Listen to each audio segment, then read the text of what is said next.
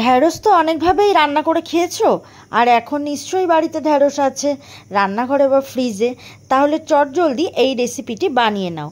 আর খুব কম মশলা আর খুব কম সময় লাগে।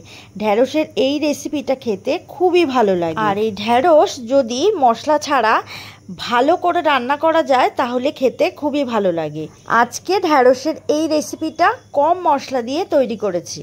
তার জন্য প্রথমে ঢ্যাঁড়সগুলো ধুয়ে নিয়েছি, তারপরে দুদিকের মাথা কেটে 2-3 টুকরো করে কেটে নিয়েছি। যেহেতু ঢ্যাঁড়সগুলো বড় ছিল তাই 2-3 টুকরো করে কেটেছি। আর যদি ছোট ঢ্যাঁড়স হয় তাহলে দুদিকের মাথা কেটে আস্ত আস্ত রান্না করতে পারো। আর 2টো আলু লম্বা লম্বা করে কেটে নিয়েছি। যেরকম আলু ভাজার জন্য আলু কাটি তার থেকে একটু বড় করে আলু কেটে ধুয়ে নিয়েছি।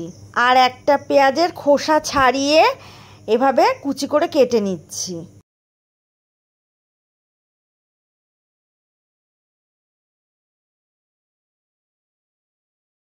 গ্যাসের ফ্লেম অন করে কড়াই বসিয়ে তার মধ্যে সর্ষের তেল দিয়েছি।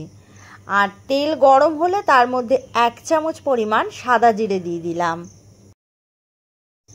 আর এই জিরেটা ভাজা হলে তার মধ্যে দিয়ে দিচ্ছি পেঁয়াজ কুচি। পেঁয়াজ কুচি দিয়ে মিডিয়াম ফ্লেমে 3 থেকে 4 মিনিট ভেজে নিচ্ছি। আর পেঁয়াজটা হালকা লালচে করে ভেজে নিলাম।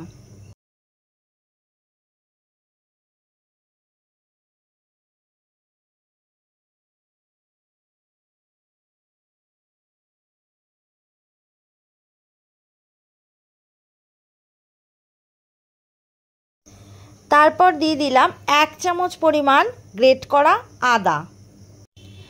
আদা দিয়ে 2-3 মিনিট ভেজে নেব যাতে করে আদার কাঁচা গন্ধ চলে যায়। এবারে দিয়ে দিলাম কেটে রাখা ঢ্যাঁড়স ও আলু। ঢ্যাঁড়সটা কিন্তু কাটার আগে ধুয়ে নিতে হবে, কাটার পরে ধুতে যাবে না, তাহলে ঢ্যাঁড়সের মধ্যে যে একটা স্লিপারি একটা ভাব থাকে সেটা আর হবে না। খুব ভালো করে 3-4 মিনিট এভাবে তেলের মধ্যে নেড়ে নিতে হবে। আর গ্যাসের ফ্লেম লো টু মিডিয়াম রাখতে হবে।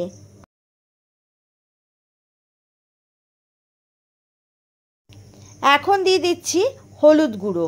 আর হলুদ গুঁড়ো দিয়ে আবারও ভালো করে নেড়ে নিতে হবে। আর হলুদ গুঁড়ো দেওয়ার পরে ঢ্যাঁড়সের কালারটাও খুব সুন্দর চলে এসেছে। তারপর দিয়ে দিলাম স্বাদ মতো নুন। আর নুন দিয়ে খুব ভালো করে মিশিয়ে নিতে হবে। এভাবে তেলের মধ্যে ঢ্যাঁড়স ও আলু নুন হলুদ দিয়ে খুব ভালো করে নেড়ে নিচ্ছি। 4-5টা কাঁচা লঙ্কা মাঝখান থেকে চিড়ে দিয়ে দিয়েছি। আর একটা টমেটো এভাবে কুচি করে দিয়ে দিলাম। কাঁচা লঙ্কা আর টমেটো খুব ভালো করে মিশিয়ে নিচ্ছি। এবারে এখানে দিয়ে দিচ্ছি 1 চামচ পরিমাণ চিনি। আর চিনিটা দিয়েও খুব ভালো করে মিশিয়ে নিতে হবে।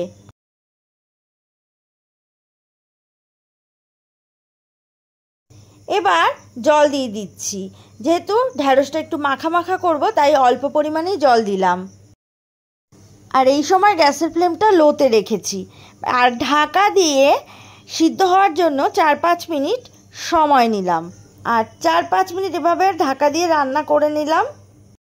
4-5 মিনিট পর ঢ্যাঁড়স আর আলু দুটোই সিদ্ধ হয়ে গেছে আর ঝোলটাও টেনে গেছে।